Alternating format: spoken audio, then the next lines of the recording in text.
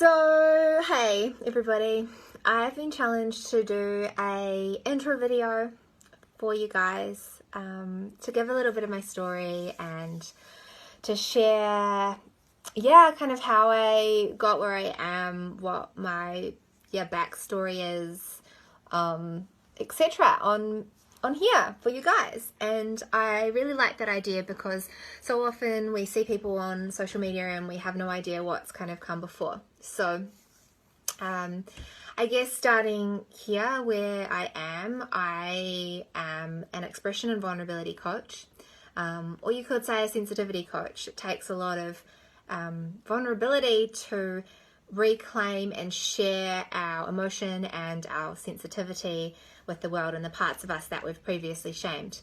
How this all kind of came to be and where like my journey has got to, I guess starts with the fact that I was born a really chatty person and child. My mum used to have to take me and her on these really long car rides to visit my dad when I was a kid, and I was in the back seat before I could even talk, and I was like jabbering away, blah, blah, blah, blah, blah, blah, blah, blah, as little kids do before they can talk, and I was never quiet. But when I was quiet, my mum used to count silently to herself, and the longest that I was ever silent for on this whole car ride for hours and hours was 20 seconds. So she nicknamed me a 20-second girl. But when I was a child, I was extremely, extremely shy. I used to hide behind my mum's skirt. I used to have, like, when I was really little, I had like a blankie or a dummy when I was a child, like a toddler. I used to just hide so much. I was so extremely shy. I was conditioned to be super polite and say the right things, and all my friends' parents used to love having me to play because I was just so perfect. But I was just extremely scared of the world. So I had this like sensitivity about me and this desire to chat and express myself simultaneously. Yet growing up, I was always told that I was a chatterbox. So I was then conditioned to be like too much, like you talk too much, you talk too much, you talk a lot. So those kind of layers were already being put, I guess, on top of me.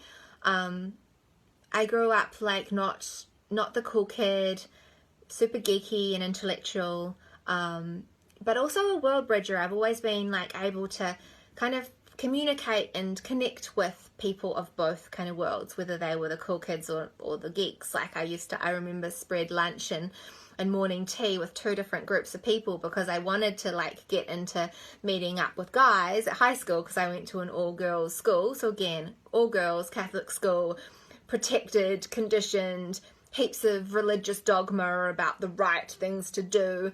And I was already like becoming rebellious. I actually used to wag religion classes and like not want to do religion because I wanted to do art and like languages and subjects I actually gave a shit about.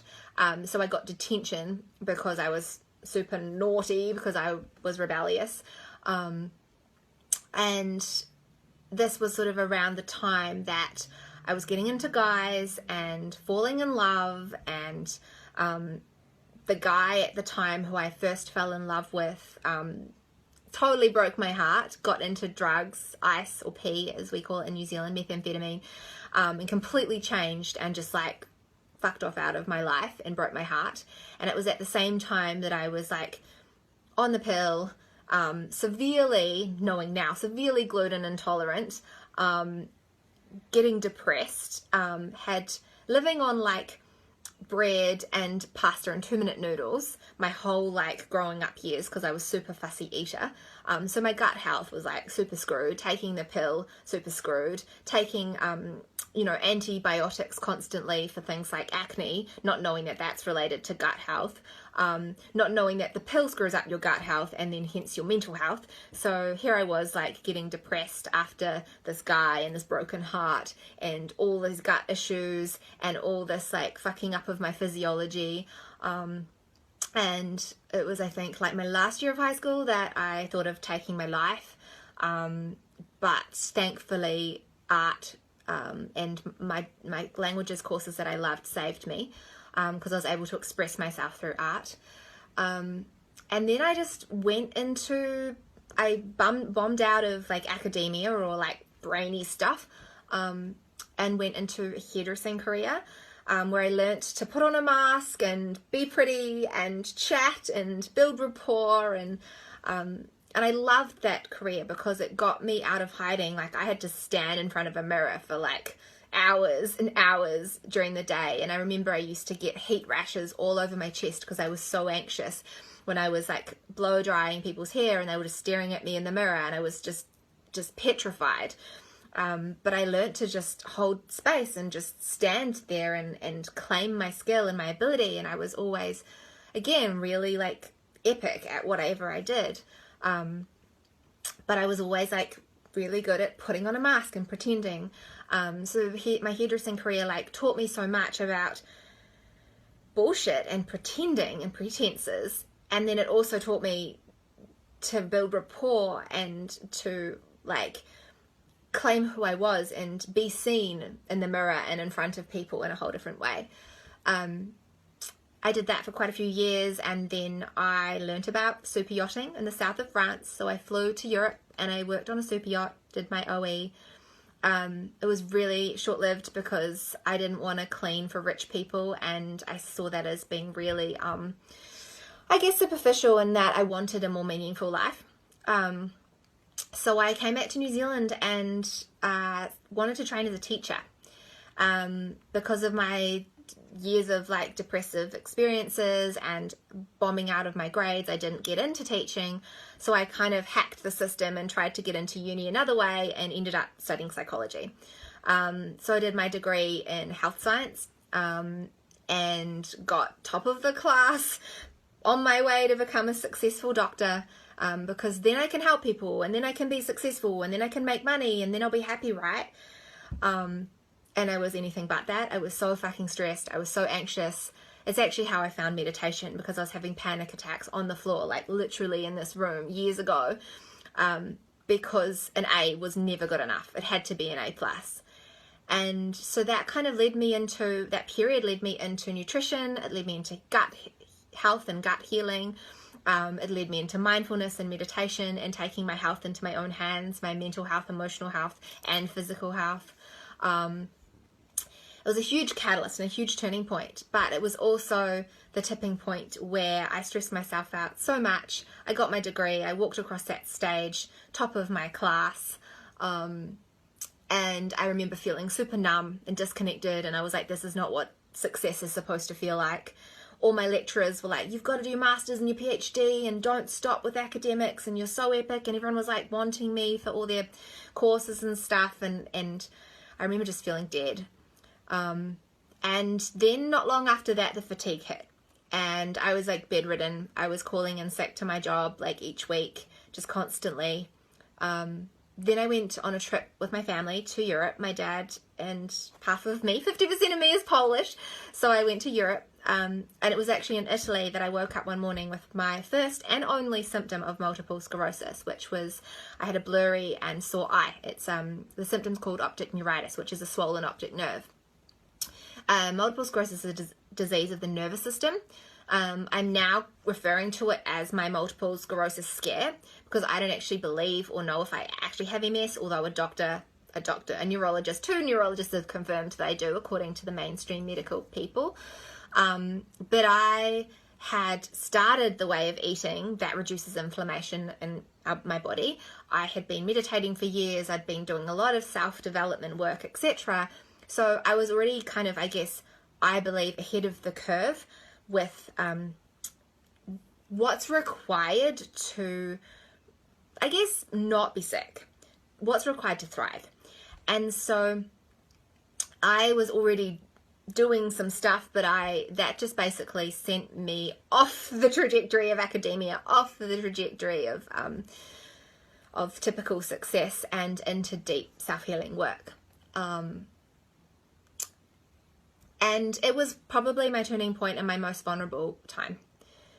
When you're lying in an MRI, like your head wedged between 2 blocks, tears streaming down your face, considering your mortality and whether I would be dealt a really bad card. Like my friend whose dad had just died from a brain tumor just like not long before. Like my life went flashing before my eyes, and I was like, what will I do? Like, what will I do if this is me? If if they say some really bad news to me.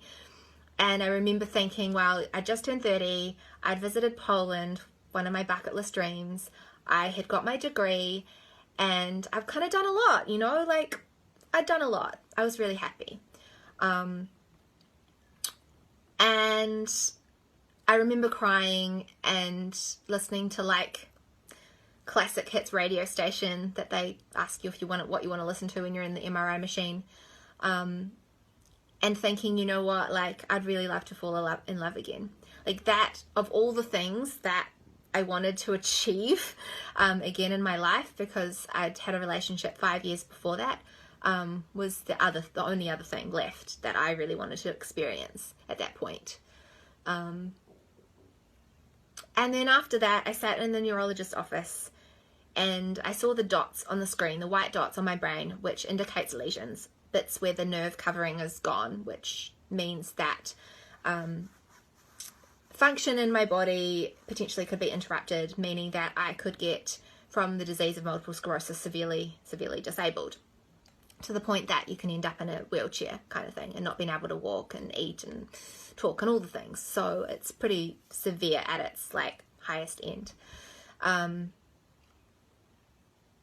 And I remember reaching out and holding my mum's hand because she thought lesions meant tumours, and I was the one to comfort her. So I was the one that was like, it's okay, it's okay. It's not a thing, it's okay, it's okay. And I remember in that moment just deciding, like, it's okay, it's fucking okay, and I will do whatever it takes for this to be okay for me.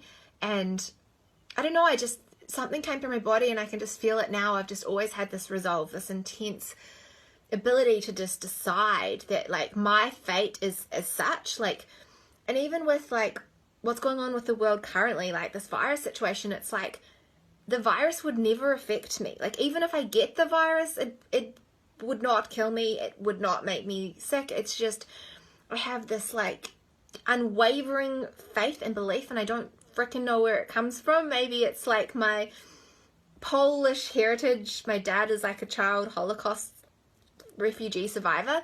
Like, that just makes me this incredible fighter, and simultaneously the hardest person on myself.